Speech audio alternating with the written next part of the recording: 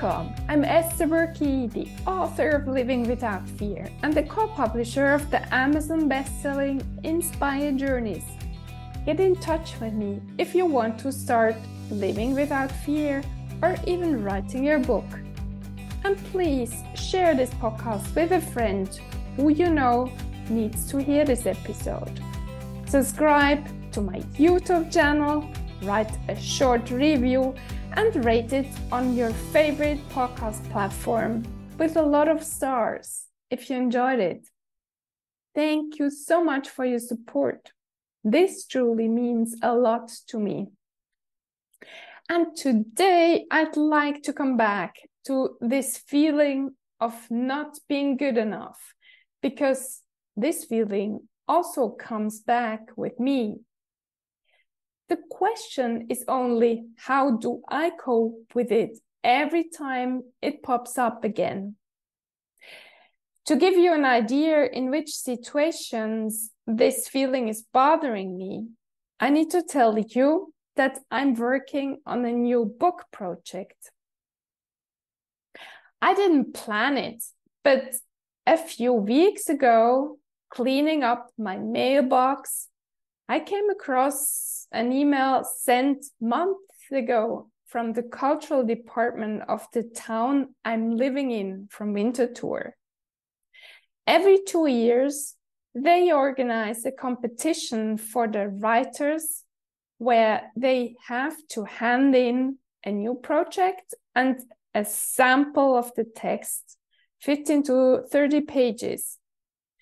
Among these projects, a jury will distribute some financial contributions.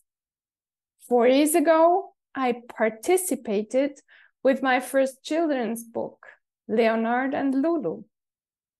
2 years ago, I handed in my book project, Living Without Fear.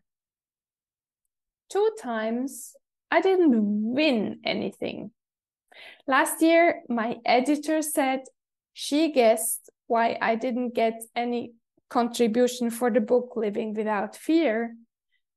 She thought it's too much self-help book and not enough a literary product. So if you know me a bit, you can guess that I won't give up so easily. So that's why I decided to participate a 3rd time with a new project. When I got this email, which contained the details about this competition at the beginning of the year, I was rather busy with organizing readings with the new book, Living Without Fear, and I wanted to concentrate fully on spreading the news so that this book will be able to get into the hands of a lot of people and help them. But a few weeks ago, when my 80-year-old father was at the hospital the very first time in his life, and when suddenly I couldn't see clearly anymore with my left eye, I felt this urge to process these things while writing. And that's why I started this new book project. And I will definitely hand it in for the competition.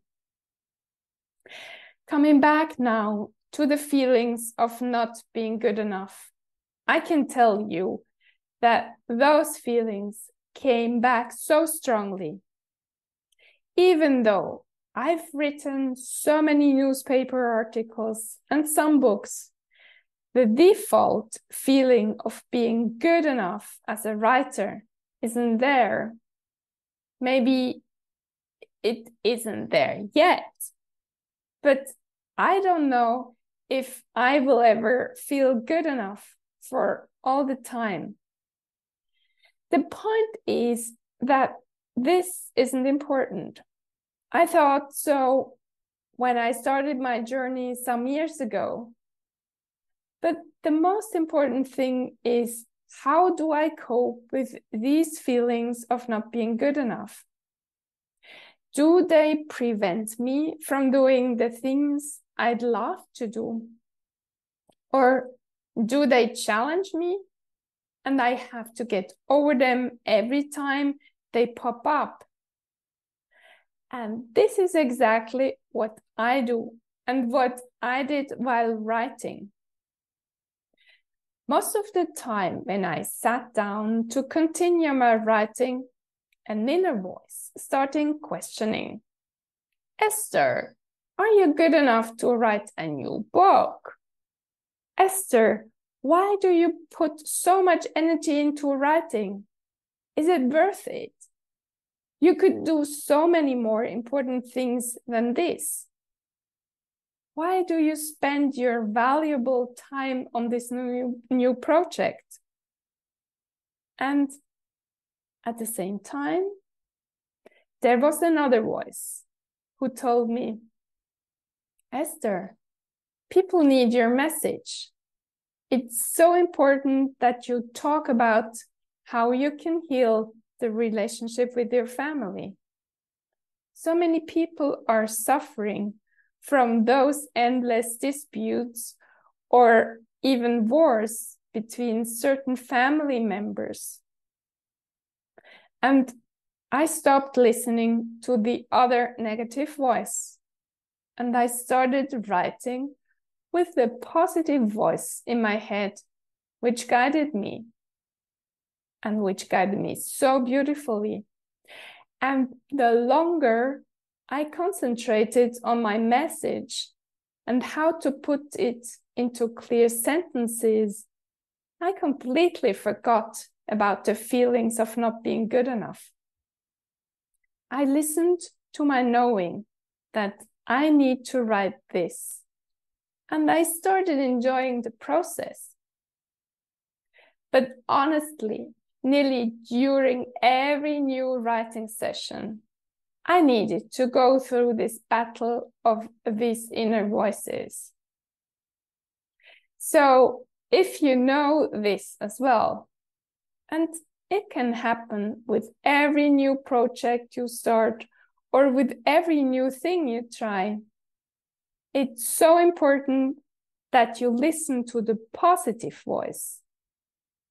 It might be that you haven't developed it yet or enough, and you only hear this critical voice. In this case, I recommend you sit down and make a list of the reasons why you think you need to do it. It might be an inner knowing that you have to do it. This inner knowing can still be very far away or so fragile. But believe me, it's there and you cannot not listen to it. You can only concentrate on it more and more often. And maybe some people around you already told you, you have to do this. You're good at it. Why don't you start? And you might have heard it, but you didn't take it seriously because your inner critical voice was there and destroyed what people encouraged you to do. This is so sad. So it's so critical to listen to the positive, encouraging voices which tell you, you can do it. You're capable of. Give it a try.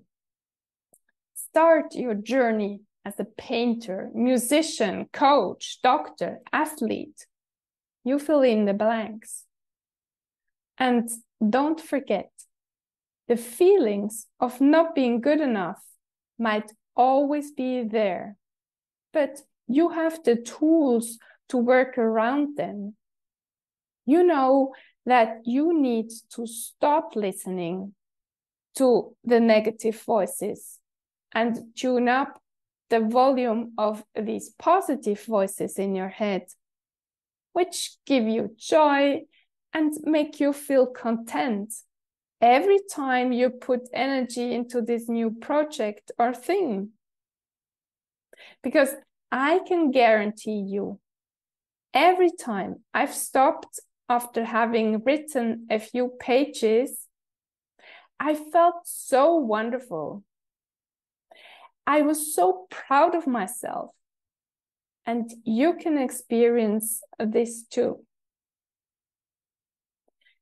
Thank you, dear listener, for spending your precious time with me and being open to conquer your feelings of not being good enough.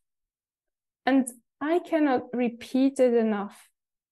In case you feel worthless and nobody seems to like you, I tell you, you're amazing. I love you. And you are a gift to everyone who crosses your path. And please tell yourself these sentences over and over again. Have an amazing day and talk to you next week.